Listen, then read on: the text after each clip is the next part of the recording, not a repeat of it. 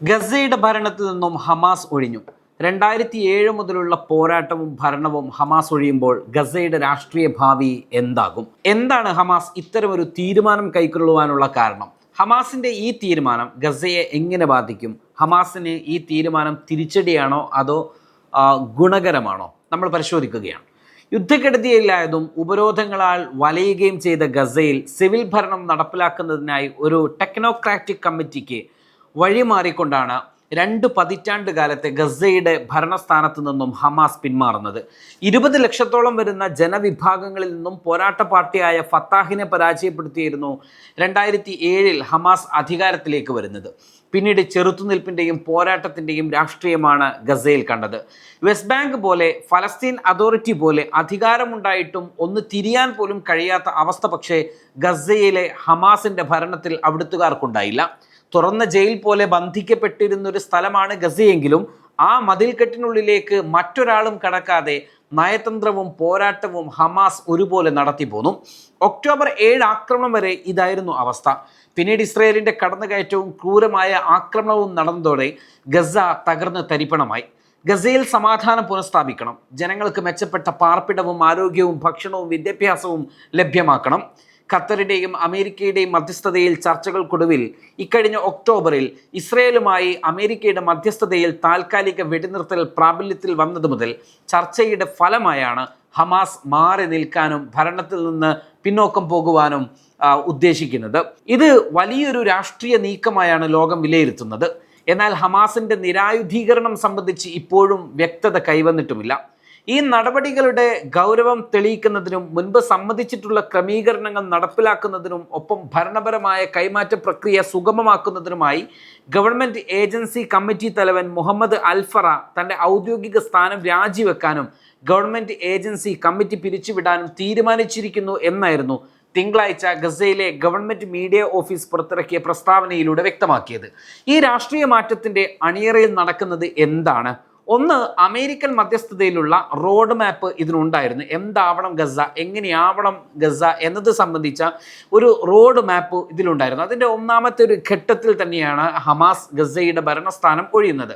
കഴിഞ്ഞ ഒക്ടോബറിൽ US മധ്യസ്ഥതയിൽ നിലവിൽ വന്ന വെടിനിർത്തൽ കരാറിൻ്റെയും ഇസ്രയേലിൻ്റെ വംശഹത്യാ യുദ്ധം അവസാനിപ്പിക്കാനായി US പിന്തുണയോടെ തയ്യാറാക്കിയ പദ്ധതികളുടെയും തുടർച്ചയായിട്ടാണ് ഈ നീക്കം എന്ന് തന്നെയാണ് വിലയിരുത്തേണ്ടത്. മറ്റൊന്നാണ് ഇസ്രയേലിൻ്റെ അധിനിവേശം ഇല്ലാതാക്കൽ. കാലങ്ങളായി ഇസ്രയേൽ ലോകത്തോട് പറഞ്ഞത് ഗസയിൽ ഹമാസ് ഭരണം നടത്തുന്നു, അവരെ ഭരണം തുടരാൻ അനുവദിക്കില്ല എന്നായിരുന്നു. ഈ വാദമുയർത്തിയാണ് പലപ്പോഴും ഇസ്രയേൽ ഹമാസ് ഗസയ്ക്കെതിരെ ആക്രമണം നടത്തിയിരുന്നത്. ഭരണം ഒരു സ്വതന്ത്ര സമിതിക്ക് കൈമാറുന്നതിലൂടെ ഇസ്രയേലിൻ്റെ അധിനിവേശത്തിനും ഈ വാദത്തിനും അറുതിയാക്കുവാനുള്ള ഒരു രാഷ്ട്രീയ ഉപാധിയായി ഹമാസ് ഇതിനെ ഇപ്പോൾ കാണുകയാണ്. അത് ഹമാസിനെയും ഗസ നിവാസികളെ സംബന്ധിച്ചിടത്തോളവും ഉപകാരപ്രദവും ലോകത്തിന് മുൻപിൽ ഇസ്രയേലിൻ്റെ ഒരു കടന്നുകയറ്റം തടയാൻ ഹമാസ് ഉന്നയിച്ച കാര്യങ്ങൾ ശരിയാണ് എന്ന് പറയാൻ കഴിയുന്നതുമാണ്. മറ്റൊന്നാണ് അധികാരശൂന്യത പരിഹരിക്കൽ. മാസങ്ങളായി ഗസയിൽ തുടരുന്ന ഭരണശൂന്യത പരിഹരിക്കാനും അന്താരാഷ്ട്ര തലത്തിൽ നിന്നുള്ള പുനർനിർമ്മാണ സഹായങ്ങൾ ഗസയിലേക്ക് വേഗത്തിൽ എത്തിക്കുവാനുള്ള നയതന്ത്ര സമ്മർദ്ദങ്ങൾ അണിയറയിൽ ശക്തമാക്കുന്നു എന്നും വേണം കരുതാൻ. മറ്റൊരു പ്രധാന ചോദ്യം ഇനി എന്തായിരിക്കും ഹമാസിന്റെ ഭാവി എന്നതാണ്.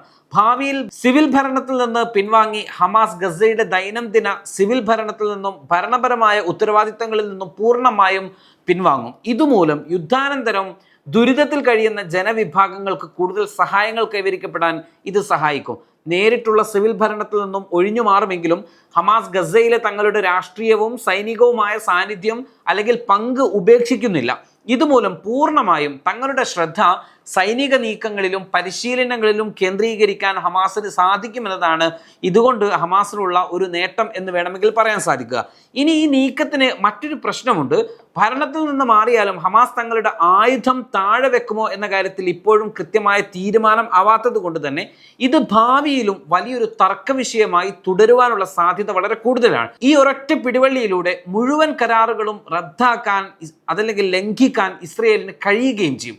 സമാധാന ചർച്ചകൾ മുന്നോട്ട് കൊണ്ടുപോകാൻ തങ്ങൾ വിട്ടുവീഴ്ചയ്ക്ക് തയ്യാറാണ് എന്ന് അന്താരാഷ്ട്ര സമൂഹത്തിന് മുമ്പിൽ തെളിയിക്കാൻ ഹമാസിന് ഒരുപക്ഷെ സാധിച്ചേക്കാം. ഭരണം ഒഴിയുന്നതിലൂടെ ഹമാസ് ലോകത്തോട് വിളിച്ചു പറയുന്നതും അതൊക്കെ തന്നെയാണ്. യുദ്ധം മൂലം കടുത്ത ദുരിതം അനുഭവിക്കുന്ന ഗസയിലെ ജനങ്ങൾക്ക് സിവിൽ ഭരണത്തിലൂടെ ആശ്വാസവും നിർമ്മാണവും സാധ്യമായാൽ അതിൻ്റെ ക്രെഡിറ്റ് ഹമാസിന് അനുകൂലമായ രാഷ്ട്രീയ പ്രതിച്ഛായ നൽകും എന്നാണ് ഹമാസ് വിശ്വസിക്കുന്നത്. ഏതാണ്ട് 2 പതിറ്റാണ്ടോളമായി, അഥവാ 2007 മുതൽ തങ്ങൾ കുത്തകയാക്കി വെച്ചിരുന്ന ഗസയിലെ നേരിട്ടുള്ള ഔദ്യോഗിക ഭരണാധികാരം ഹമാസിന് പൂർണ്ണമായും നഷ്ടപ്പെടുമെന്നതാണ് ഏറ്റവും വലിയ ഹമാസ് നേരിടുന്ന തിരിച്ചടി. പുതിയ ടെക്നോക്രാറ്റിക് കമ്മിറ്റിയും അമേരിക്കൻ സഖ്യകക്ഷികളും ചേർന്ന് ഗസയിൽ സ്വാധീനമുറപ്പിച്ചാൽ ഭാവിയിൽ ഗസ രാഷ്ട്രീയത്തിൽ ഹമാസിന്റെ പ്രസക്തി പടിപടിയായി കുറക്കുവാനുള്ള നീക്കങ്ങൾക്ക് അത് വഴിവെച്ചേക്കാം എന്നതാണ് ഹമാസ് നേരിടാൻ പോകുന്ന ഏറ്റവും വലിയ മറ്റൊരു വെല്ലുവിളി. സിവിൽ ഭരണം ഒഴിഞ്ഞതോടെ ഇനി ഹമാസിന്റെ നിരായുധീകരണത്തിനായിരിക്കും അന്താരാഷ്ട്ര സമൂഹവും ഇസ്രയേലും അടുത്തതായി സമ്മർദ്ദം ചെലുത്തുക. US രൂപീകരിച്ച ബോർഡ് ഓഫ് പീസ് ഫോർ ഗാസയുടെ മേൽനോട്ടത്തിൽ പ്രവർത്തിക്കുന്ന NCAG അഥവാ national committee for the administration of Gaza എന്ന വിദഗ്ധ സമിതിയായിരിക്കും ഇനി ഗാസയിലെ സിവിൽ ഭരണം നിയന്ത്രിക്കുക. അഥവാ ടെക്നോക്രാറ്റിക് സിവിൽ ഭരണമായിരിക്കും ഇനി ഗസയിൽ നടക്കുക എന്ന്. ഭരണപരമായ ഈ മാറ്റം ഗാസയിലെ ജനങ്ങളുടെ ദുരിതങ്ങൾക്ക് ഒരു പരിധിവരെ ആശ്വാസമാകുമെന്നും വിദേശ സഹായങ്ങൾ സുഗമമാക്കുമെന്നും പ്രതീക്ഷിക്കുകയാണ്. എന്നാൽ NCAG ഇതുവരെ ഗാസക്ക് പുറത്തു നിന്നാണ് പ്രവർത്തിച്ചിരുന്നത്.